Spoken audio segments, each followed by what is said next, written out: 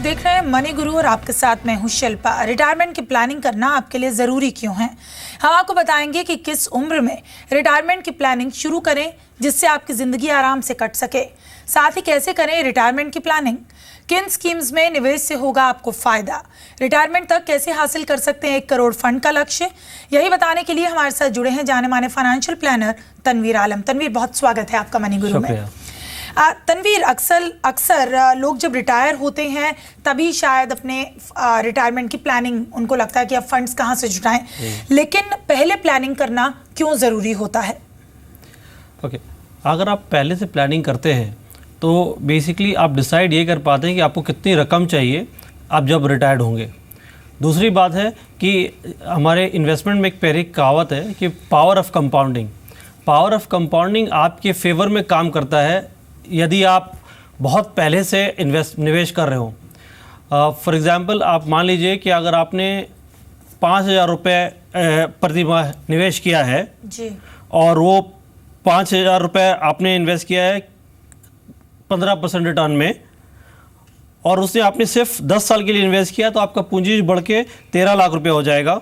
लेकिन आपने अगर 20 साल के लिए किया है तो वही रकम करीब आपको 75-76 लाख रुपये मिलेगा। तो अब लंबी समय होने के कारण क्या होता है कि आपकी इन्वेस्टमेंट बहुत सही तरीके से ग्रो करती है और आपको एक बहुत भारी भरकम रकम मिल जाता है रिटायरमेंट में। तो समय से पहले, यानी कि जब आप यंग एज में होते हैं तभी से आपका ये कहना है कि तभी से रिटायरमेंट की प्लानिंग कर लेना बहुत ज़्यादा फ़ायदेमंद होता है? बल्कि मैं तो ये कहूँगा कि आप जब पहले आपकी जॉब लगे और अगर आप उस समय से निवेश करना चाहें तो आप जब रिटायर्ड होंगे तो आपको बहुत ही अच्छा रकम जो है रिटायरमेंट के लिए इकट्ठा हो पाएगा। क्योंकि ये ज़रूरी क्यों है, बेसिकली क्योंकि हमारे पास जो है रिटायरमेंट के बाद बहुत लंबा समय रहता है जब हमारी कोई एक्टिव इनकम नहीं रहती है, हम उस पैसिव इनकम में जीना पड़ता है। तो इसी वजह से जितनी जल्दी रिटायरमेंट की तैयारी करेंगे तो हम उस समय बहुत कॉन्फिडेंटली आप रिटायर्ड होंगे और आराम से ज़िंदगी जी। तनवीर, ये बताइए कि रिटायरमेंट तक कितनी रकम की ज़रूरत हो सकती है, क्योंकि तमाम खर्चे होते हैं, मेडिकल का भी खर्चा होता है, बाकी ज़रूरी खर्चे भी होते हैं। तो उस लिहाज से देखा जाए तो कितनी रकम की ज़रूरत हो सकती है, कितना कॉर्पस इकट्ठा करना होता है?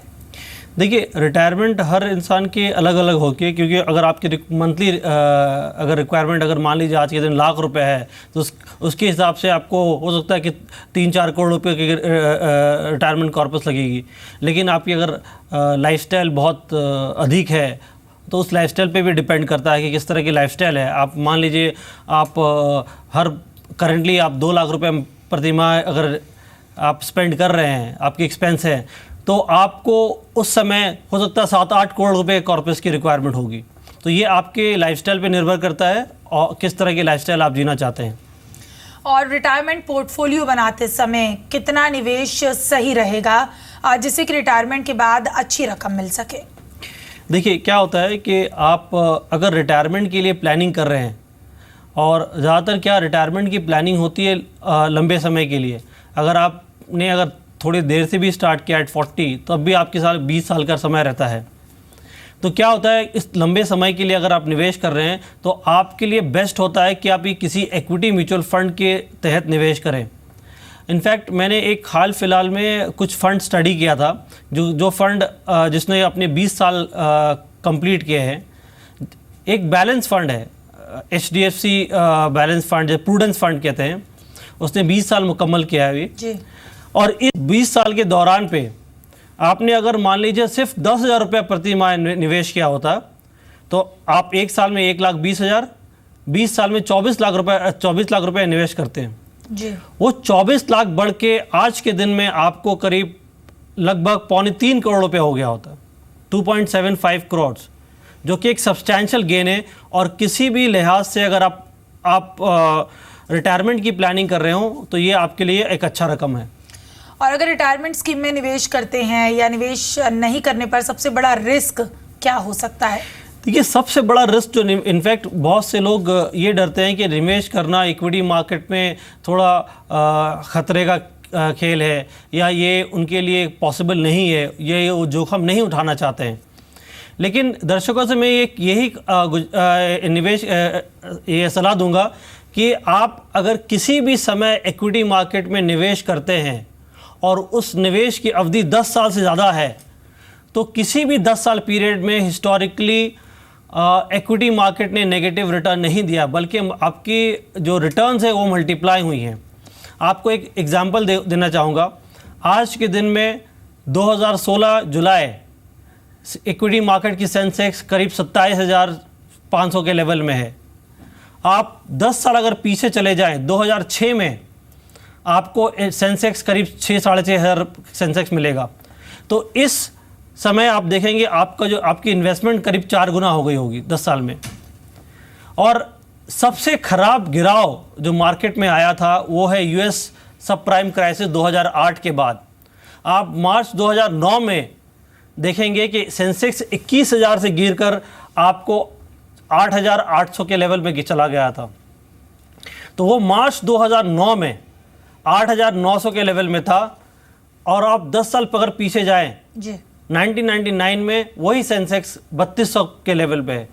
तो इतने ख़राब फॉल के बावजूद आपके पैसे जो है 3 गुना डबल हो गए होते। तो 10 साल की अवधि से अगर आप निवेश करना चाहें इक्विटी मार्केट में, आपको कोई खतरा नहीं है, बल्कि आपके पैसे बहुत ही अच्छे तरह बढ़ेंगे। ये बताइए तनवीर की रिटायरमेंट के लिए पीपीएफ एनपीएस स्कीम्स का अक्सर जिक्र किया जाता है, तो इनमें निवेश करना कितना फ़ायदेमंद होता है? लेकिन देखिए क्या होता है, पीपीएफ अकाउंट जो है ये 15 साल की अवधि के लिए है।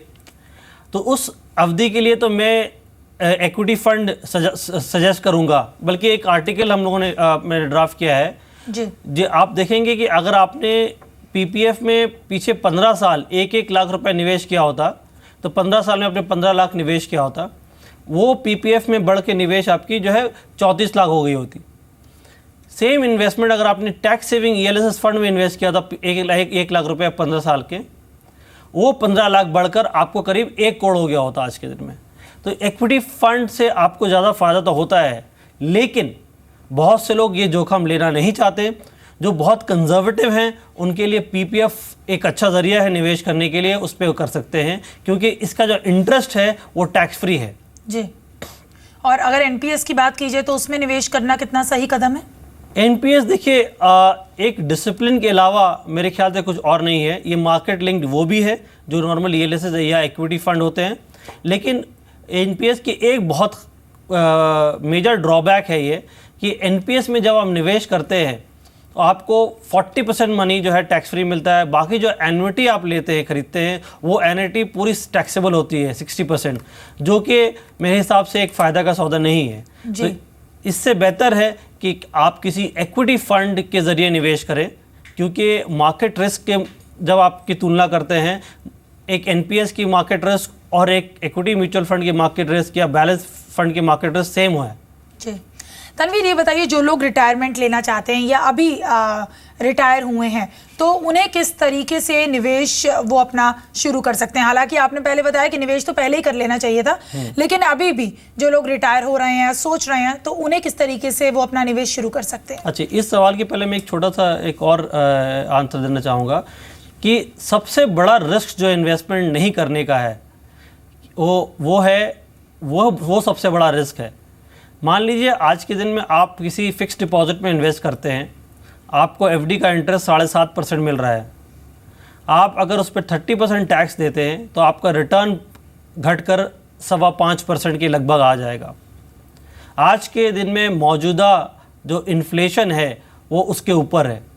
तो आपको एक सिर्फ मन की शांति है कि भाई मेरे पैसा बढ़ रहा है, लेकिन सही मायने में ये एक वो दीमक की तरह है जो वुडवर्क के अंदर लगा है, आपको बाहर से दिख नहीं रहा है और वो आपके अंदर वुड को खा रहा है। तो इन्फ्लेशन एक वैसी दीमक है जो आपके पैसे को अंदर से खा रही है और आपको इसका पता नहीं चल रहा है। तो सबसे बड़ा रिस्क जो है हमारा है वो इन्वेस्टमेंट को बीट करना है। अगर आप एफडी वगैरह में निवेश करते हैं उस रिस्क को आप बीट नहीं कर पाते हैं। और आप अगर इक्विटी म्यूचुअल फंड या किसी बैलेंस म्यूचुअल फंड के तहत अगर निवेश करते हैं तो आपको रिटर्न जो है आप बहुत ज़्यादा उससे आपको रिटर्न मिलेगा एफडी के मुकाबले, और आप इन्फ्लेशन आराम से बीट कर पाएंगे। नाउ आप मान लीजिए बहुत से लोग जो ऑलरेडी रिटायर्ड हो चुके हैं जी। अब उनके लिए जो जोखिम लेना मुश्किल की बात है, वो जोखिम ज़्यादा नहीं ले सकते हैं। तो उनके लिए बेसिकली उनको एक स्ट्रैटेजी डिसाइड करनी पड़ेगी कि जो कम समय की इन्वेस्टमेंट है, क्योंकि है कुछ वो फिक्स डिपॉजिट में रखें और कुछ ऐसे इक्विटी फंड में ज़रिए थोड़े बहुत निवेश करें ताकि वो इन्फ्लेशन बीट कर पाएँ। जी। क्योंकि बहुत से केस में मैंने देखा है कि बहुत से लोग आते हैं हमारे पास निवेश अपनी रिटायरमेंट फ़ंड लेके, और अगर रिटायरमेंट फ़ंड कंजर्वेटिवली उनके नज़रिए से और सिर्फ फिक्स डिपॉजिट के ज़रिए अगर यूज़ करें तो वो रिटायरमेंट फ़ंड मान लीजिए 12-14 साल के बाद पूरा ख़त्म हो जाता है। लेकिन आज के समय में लोग 80-90 साल तक जी रहे हैं, और मेरा मानना ये है कि आने वाले समय में कुछ चेंजेस ऐसे हो रहे हैं मेडिकल फील्ड में जो कि बहुत ही डिसरप्टिव चेंज है, और हो सकता है कि आने वाले समय में लोग 90, 100 और या 120 साल तक भी जीवित रहें। और उसके लिए सोचिए कि आप 25 साल में अगर जॉब स्टार्ट करते हैं और 60 साल में रिटायर होते हैं, तो 35 साल आप वर्क कर रहे हैं, और इमेजिन करिए कि आपको 35 साल बिना एक्टिव अर्निंग के जीना है, तो आपको इसकी तैयारी तो पहले से करनी पड़ेगी। तो अगर इस तरीके की मेडिकल इन्वेंशंस होने वाली हैं तो जाहिर है कि रिटायरमेंट की उम्र भी तनवीर फिर तो ज़्यादा आगे खिंच जानी चाहिए। फिर 60 साल रिटायरमेंट उम्र नहीं होनी चाहिए, उससे ज़्यादा ही होनी चाहिए। यस, होगी। लोगों को काम करना भी पड़ेगा, लोग काम भी करेंगे कुछ देर तक, बट लेकिन क्या है कि अब क्या है कि बहुत अगर लंबी रिटायरमेंट गवर्नमेंट बढ़ा देती है तो आने वाले समय में जॉब अपॉर्चुनिटीज़ की भी प्रॉब्लम होगी। तो एक लिमिट तक गवर्नमेंट जॉब एक्सटेंशन करेगी, लेकिन बहुत ज़्यादा नहीं करेगी। और एक दो चेंजेस जैसे मेडिकल फील्ड में आ रहे हैं। एक कंपनी है जो मेडिकल टेस्ट के ज़रिए सिर्फ आपको बता दे कि आने वाले समय में कि 25 साल में आपको कौन सी क्रिटिकल बीमारी हो सकती है और आप क्या चेंजेस कर सकते हैं जिससे कि आपकी लाइफ स्पैन बढ़े। और एक स्टडी और हो रही है, जैसे कि इंसान से ज़्यादा जीने वाला करीब 7 जानवर है, जैसे ब्लू व्हेल है, शार्क है जी। ये सब टर्टल, ये इंसान से ज़्यादा लंबी उम्र जीते हैं। तो उसके जीन्स में स्टडी चल रही है कि वो क्या जीन्स है जो पॉसिबली वो जीन्स को यूज़ करके इंसान की लाइफ स्पैन बढ़ाई जाए। जी। तो अगर ये सब डेवलपमेंट होंगे तो आपको रिटायरमेंट की प्लानिंग बहुत पहले से करनी पड़ेगी, बहुत पहले से करनी है, और शायद तब स्कीम्स भी और ज़्यादा आ जाएंगी, ये भी उम्मीद कर सकते हैं। नहीं, स्कीम्स तो आज भी बहुत है, स्कीम सही है, लोग लेकिन अवेयरनेस नहीं होने के बारे सही तरह उसका फ़ायदा नहीं उठा पाते हैं। बल्कि स्कीम जितनी है, जैसे कि आपको मैंने एक HDFC प्रूडेंस का एग्जांपल दिया था, वैसे बहुत सी स्कीम है। आपने मान लीजिए पिछले 20 साल में अगर सिर्फ 2 लाख रुपए लगाया होता तो आज के दिन में आपको करीब 30 लाख रुपए लगे होते। इतने फ़ायदेमंद वाले स्कीम्स ऑलरेडी हैं। और ये मैं कोई नोशनल गेन नहीं बता रहा हूँ, ये एक्चुअल में स्कीम्स हैं जो मार्केट में हैं, 20 साल से परफॉर्म कर रही हैं और वो डिलीवर कर रही हैं रिटर्न। यहाँ ये बताइए, चूंकि हम इक्विटी की स्कीम्स के बारे में इससे पहले डिस्कस कर रहे थे, तो जैसे कि एनपीएस की स्कीम में कुछ ड्रॉबैक्स हैं, तो क्या इक्विटी स्कीम्स में भी आपको लगता है कि कुछ ड्रॉबैक्स, कुछ चैलेंजेस हो सकते हैं? देखिए, इक्विटी में वैसे कुछ चैलेंजेस है नहीं। इक्विटी में चैलेंजेस कब आती है? अगर इक्विटी म्यूचुअल फंड या इक्विटी मार्केट में आप कम समय के लिए निवेश करते हैं तब चैलेंजेस आ सकते हैं जी। मान लीजिए आपने इक्विटी फंड में अगर किसी 1 साल की टाइम होराइजन के लिए इन्वेस्ट किया है, तब आपके पास सिर्फ 60% प्रोबेबिलिटी है कि आप पैसा अर्न कर पाएंगे उस मार्केट से। लेकिन आपने जैसे जैसे अवधि बढ़ाया, प्रोबेबिलिटी जो है इक्विटी मार्केट से 3 साल के निवेश के लिए वो बढ़ के 60% से 70% हो जाता है। और 10 साल की अवधि में देखा गया है कि इक्विटी मार्केट से कभी लॉस नहीं होता है। तो अगर इक्विटी फंड या इक्विटी मार्केट को सही तरीके से अगर इस्तेमाल करें आप निवेश करने के लिए, तो ये आपके रिटायरमेंट कॉर्पस या बल्कि और भी गोल्स बहुत आसानी से कंप्लीट कर पाएगा। लेकिन अगर आप इसमें ट्रेड करना चाहें या शॉर्ट टर्म इन्वेस्टमेंट करना चाहें इक्विटी मार्केट में, तो वो बहुत रिस्की साबित होता है। मेरी सलाह रहेगी कि आप ये बिल्कुल भी ना करें। और अगर कोई 55 साल में, मान लीजिए 55 साल की उम्र में वो सोचता है कि उसको कोई रिटायरमेंट के लिए अपनी प्लानिंग करनी चाहिए, तो उसको किस तरीके से प्लानिंग उस उम्र के पड़ाव पर करे, और साथ ही साथ अगर वो तब इक्विटी स्कीम्स लेना चाहता है तो उसको किसी तरीके की दिक्कत आ सकती है? देखिए, अगर वो सिर्फ 55 साल का ऑलरेडी हो गए हैं एंड रिटायरमेंट स्टार्ट की है, उनकी 5 साल की अवधि बची है, तो उसके लिए उस केस में मैं यही सलाह दूंगा कि वो बैलेंस फंड का यूज़ करें, इक्विटी फंड में डायरेक्टली ना जाए। क्योंकि क्या होता है कि 5 साल के टाइम होराइजन में अगर आप इक्विटी म्यूचुअल फंड में निवेश करते हैं, आपके पास 85% प्रोबेबिलिटी है, 85% ऑफ द टाइम आप पैसा बना पाएंगे, लेकिन 15% समय वो रिस्क होता है कि आपको हो सकता है लॉस हो जाए।